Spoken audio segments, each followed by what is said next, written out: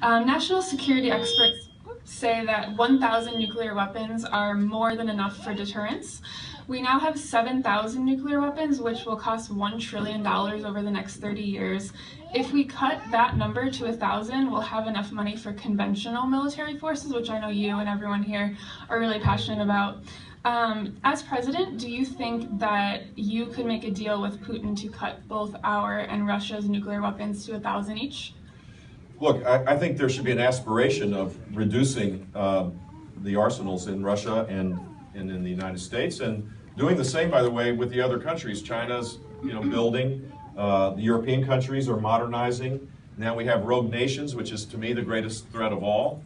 The idea that we will legitimize the Iranian regime, to have just to trust them, that they're, without the verification procedures, that they aren't moving towards becoming, they're already a nuclear threshold country. They could easily become part of the threat as well. Other countries now viewing Iran as a threat will probably do the same in the Middle East. So we have to be completely vigilant, not just in the traditional Russia-US relationship, but across the board. And I think the way you do that is by engagement with the world. You do this from a position of strength.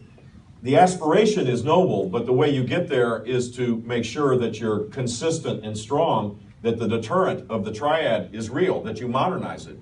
I mean, look, I have to bring up Trump one more time, because the two debates ago, Hugh Hewitt asked him a question about the nuclear triad. And wow, I mean, he's running for president of the United States. He's not like running for entertainer-in-chief here. And he had no knowledge of what the nuclear triad was. And then his press spokesman the next day, in defense of Mr. Trump's lack of knowledge, said something to the effect, well, he doesn't have to know all the details of this. You just have to know he's ready to use it. That's kind of the wrong approach.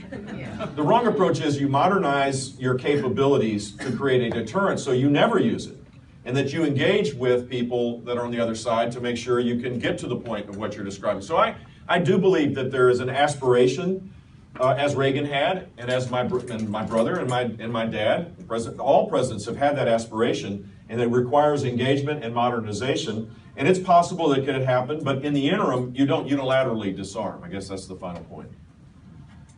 Yes, sir.